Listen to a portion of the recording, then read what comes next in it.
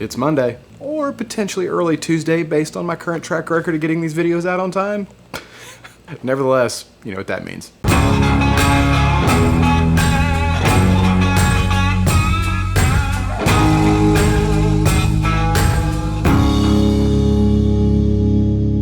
Hello there everyone, welcome to another episode of Man Shit Monday. I'm happy to see all of you tuned in today to see what's going on with me. So today, we're in the garage, and you guys better appreciate this crap because I want you to look at something.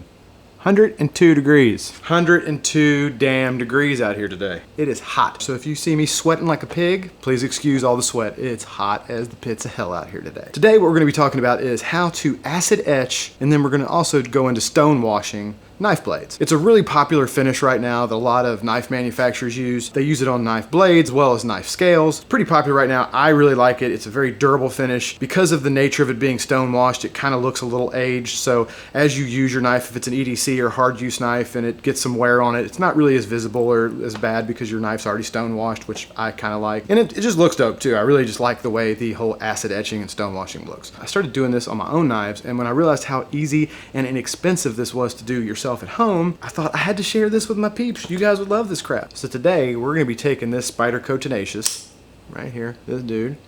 Nice little knife, the plain blade on this guy though. And we're gonna be turning it into looking like this big dog.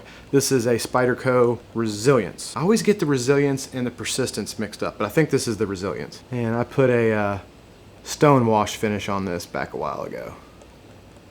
So we're gonna put this finish right here on that knife right here. So that's what we're gonna do today. Let's get going. It's hot as hell out here. I don't wanna be out here any longer than I have to be. All right. I'm telling you, you're gonna hear me complain about this a lot today. You could cook a damn egg out here. Anyway, enough of my... Before we get going, let's go over some of the items you're gonna need to make this happen. First thing you're gonna need is some, well, I guess the first thing you're gonna need is a knife. You definitely need a knife to do this too, but other than a knife, you're gonna need probably the second most important ingredient is this ferric chloride right here. I've seen lots of other people do apple cider vinegar baths, and there's some other solutions you can use to kind of achieve the same thing, but from what I've seen, it takes a lot longer to get the same dark result. And this stuff I found on Amazon for like 12 bucks. So it was pretty cheap. If you can't find it on Amazon in your area, supposedly they sell ferric chloride in like electrical supply shop. The main use for this is etching copper circuit boards. You might be able to find it in places like that. I know somebody had mentioned Radio Shack. We don't have any more Radio Shacks around here, so I don't know where the hell. I just ordered it off Amazon. But anyway, ferric chloride is your first ingredient. This stuff is danger. It is corrosive, so be careful. Which leads us to the next thing you need, PPE, personal protection equipment. You're gonna need to like make sure you have some like latex gloves, eyeglass. You don't want this stuff splashing in your eyes when you're using or anything like that. This shit is corrosive, so guys, be careful when you're using it. It's relatively safe. We're not dealing with nuclear waste or anything. Nevertheless, be responsible and be careful. Use the appropriate safety wear. An optional thing that might come in handy is a tumbler of some nature. I will go over two different ways you can achieve the stone wash effect. I'm gonna go over the super budget DIY way. I'm also gonna go over using a vibratory tumbler or even one of those roll tumblers. You're also gonna need some nail polish. So if you've got a girlfriend or a wife, or maybe you just like to paint your nails, or if you're a girl watching this video, you're also gonna need some kind of wire. I just use a coat hanger. You're gonna need some cleaner. Now when I say cleaner, I mean some form of something to degrease things. I usually use denatured alcohol or acetone. Also, you're probably gonna need a sharpener. You don't need a knife sharpener to create the stone wash acid etched effect, but creating this effect does completely destroy your knife's edge, so you are gonna need to sharpen your knife after you get done. And last but certainly not least, I've mentioned this before, anytime I'm in the garage, a cigar. Hope this doesn't get demonetized for me bringing this up, but it's definitely not needed. Anytime I'm in the garage, I like to smoke a cigar while I'm out here working, if you're over 18. Kids, don't smoke, it's bad for you. Maybe that disclaimer will help with the YouTube people.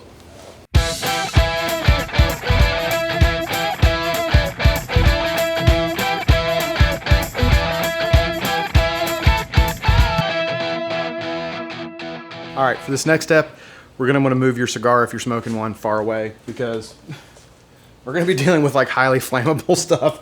So having a cigar hanging out of your mouth, although it probably would be okay, I do it all the time. For safety reasons, I can't say that on a video, because if somebody catches on fire, then I'm gonna get in trouble. So get any flammable objects far away, because we're gonna do some degreasing. As you saw, I didn't go in with detail, but you wanna disassemble your knife. I didn't go over the details of that. Everybody's knife is gonna disassemble a little different. Nevertheless, you wanna get your knife taken apart down to just the blade. You're gonna wanna glove up because you don't want your greasy hands getting stuff on it either.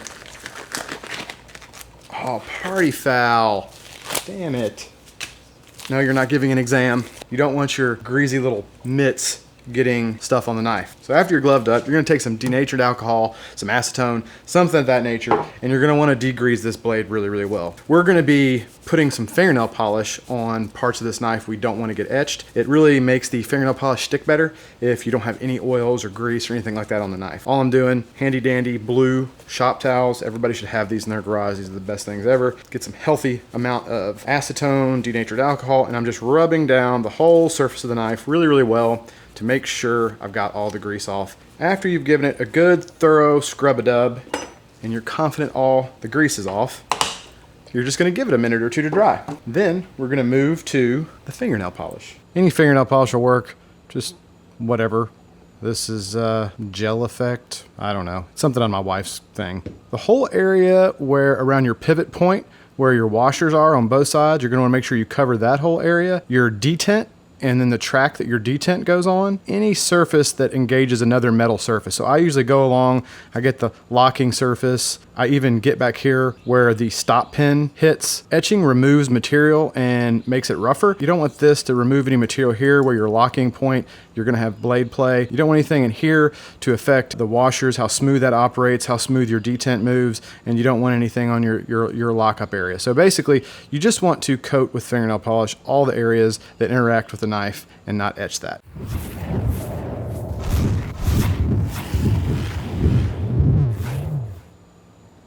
And now's as good a time as any to take a break. Me, I'm gonna smoke a little bit of this cigar.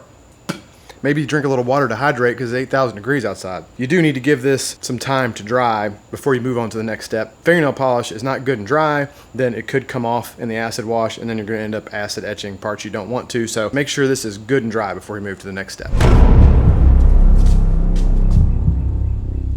At this point, we're gonna start working with the ferric chloride. So you're gonna wanna make sure you have on the appropriate PPE. Totally kidding. Jesus, I can't see. It's too hot out here to be joking around like that. Yeah. I think I just lost 5 pounds doing this little joke. All joking aside though, we are going to be working with chemicals at this point. Wear some PPE. You don't want to get this stuff on your skin. You definitely don't want to get it in your eyes. You're going to probably want to wear some kind of eye protection just in case you splash it in your eyes, some gloves to protect your hands, so forth and so on. Just be careful. The stuff's dangerous and keep it out of the reach of the kiddos and all that obvious stuff that comes along with working with chemicals. I mean, look, it's got scary warnings on it with skulls and hands that are... Next, we're going to actually dip this in the ferric chloride. I keep mine in a mason jar. It's just easier to dip. You don't want to keep this stuff in anything that is metal, obviously. I know the lid to this is metal, but it really doesn't get on the lid. A lot of people keep it in full plastic containers. Point is, don't put it in metal, it'll eat through it. And before we get dipping, I'm gonna do one last wipe down because I have touched this with my fingers. Obviously, don't get any of the cleaner on your parts that you painted because it might remove some of the paint. Okay, so we're ready to put it in the acid solution. Now, as far as this goes, the ferric chloride that I've been using is the stuff from Amazon. I'll link it below. I've just been using it straight. I don't dilute it with anything. There are multiple recipes online of people using different concoctions of ferric chloride diluted with apple cider vinegar or a 50-50 water to ferric. There's a lot of different ways to do it. I just go with the straight ferric chloride. I've had good results with that. It gives a good, nice, even etch. It's quick and it's cheap enough. So that's what I've been doing. This is where your wire or your coat hanger comes in. You want to go to suspend this little guy off some form of wire and dip it down in the solution. I use like a little pencil or something. This little carpenter's pencil will work just fine. And we're just going to dip it down in the solution. And I'm going to put this guy across here. And there you go. Completely submerged. The amount of time you're going to leave it in here is going to depend on how exactly dark of an etch you want. If you want it really light, maybe a couple minutes. If you want a real dark etch, maybe 5 to 10. Best thing to do, put it in there after a few minutes, pull it out, check it, see if you like how dark it is. You don't want to leave it in there too long because it can degrade your steel and give it a weird texture. Until you figure out the kind of steel you're working with and how long and how dark of an etch you want, I would check it every few minutes. But for me, generally, it's been about 5 or 10 minutes. So I'm gonna leave this dude sit and we're gonna come back.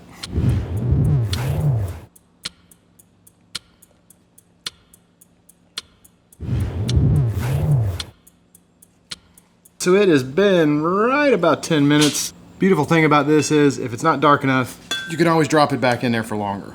But rinse it off real good with some water, check the color, and we'll go from there. This is where we're at 10 minutes.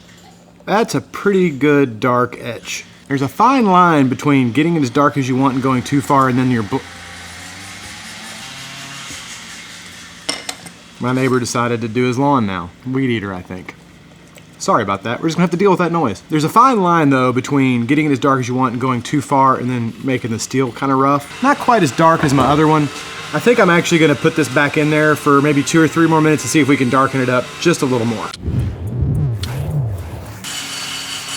My neighbor is now at full RPM. Hey, you gotta mow your lawn. You gotta do your lawn, I get it. All right, we're at 4. That's probably about dark enough. I'll give that a few more seconds and then we're gonna take it out, take it inside, rinse it off. Real good. Now, as far as that goes, there's a couple ways you can go about neutralizing this to make sure it stops the etch. I feel like every time I start talking, he gets closer and really just revs that thing up. We'll talk about it inside. That's probably better, Jesus.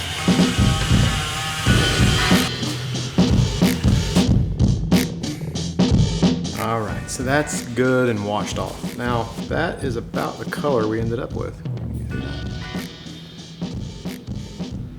Nice and dark. There's several ways you can neutralize the acid to stop the etch. You can come in and give it a good thorough rinsing with water. You could put it in a baking soda bath. That'll do it. Ammonia will also neutralize it. Regardless of how you do it, you want to stop the etch so it doesn't go any further. You could leave it just like this at this point. If you just want an acid etched blade, you could go here and then just get to sharpening and putting your knife back together. There's a lot of different things you could do at this point, but in this video, we're gonna stone wash it. So we're gonna go back out there and I'll show you how to do the stone wash. All right, the home stretch. This is where, if you watch other videos on YouTube, a lot of people have varying ways they stone wash blades. The cheapest way to do it, basically free, is get some type, and I've done it this way, this is why I have this thing here. You get some kind of plastic container, go out in your backyard, grab a bunch of rocks, put a little water, some people use WD-40, put your blade in there and shake the piss out of it for about 5 minutes. That absolutely works. I've done it. It produces fine results. No problems whatsoever. However, Harbor Freight has these vibratory tumbler jobs for like 50 bucks. It was worth the investment to me because you can do more than just stone wash blades with one of these. You can stone wash blades.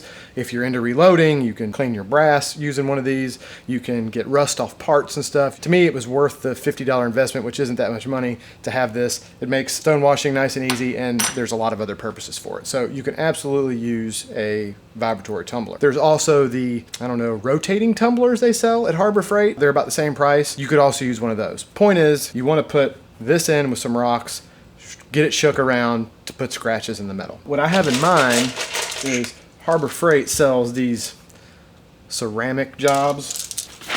Comes in container like such. That being said, you could actually go to Harbor Freight and buy one of these. I think these are like 5 or 10, no, 15, 10, 15, 10 or 15 bucks. You could probably just buy one of these, empty half the stuff out, put your knife in there with a little water and just shake it in this container, and that would probably work just fine. But in any event, I have some of these little ceramic jobs from Harbor Freight, and I also have various rocks that I've thrown in here from my backyard. Well, I'll give you a look. You there? So this is another one of these situations where, depending on the type of look you're going for, you're gonna wanna just check it frequently. If you're doing it by hand with this guy here, I'd say probably around 5 minutes I found is a good amount. And here, it doesn't take near as long, maybe just a couple minutes. You wanna give it a couple minutes, check it, and if it needs longer, make it longer. You can always put it in longer, but once it's gone too far, you can't get it back. Another note, if you're using one of these, a lot of people have complained that this doesn't shake it around enough. You want to leave the top off. When you leave the top off, it actually vibrates harder. When you put the lid, this little guy, when you mash that down on there, it kind of dampens everything a little bit. So you actually get more agitation by just leaving the lid off and letting it run. You put your media in there, you add a little WD-40 or water or something to give it a little lubrication, and you'll want to wear some hearing protection because these damn things are loud as hell. Hearing protection on, blade in, tumbler on.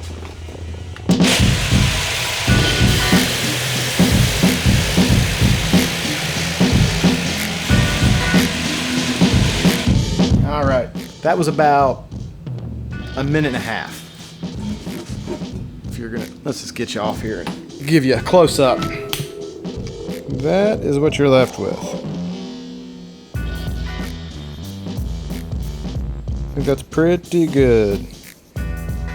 Now, like I said, depending on the media you use, how long you let it tumble, whether you use a tumbler, one of those rolling tumblers, or you do the handshake method, you're gonna get different results with all those. So my suggestion is try them all out, see which one you like best. Next thing we're gonna do, use some acetone, some fingernail polish remover, whatever, to get this fingernail polish off. Then we're gonna put this baby back together, touch up this edge, see what we get in the end.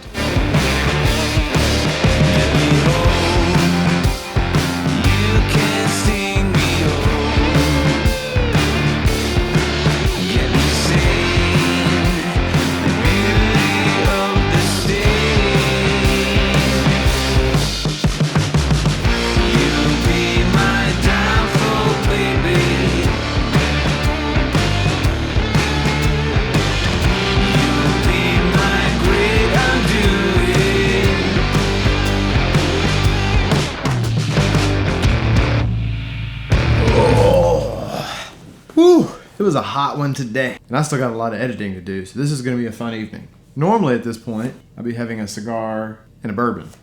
I'm doubling down on the coffee today, though, because it's going to be a late night.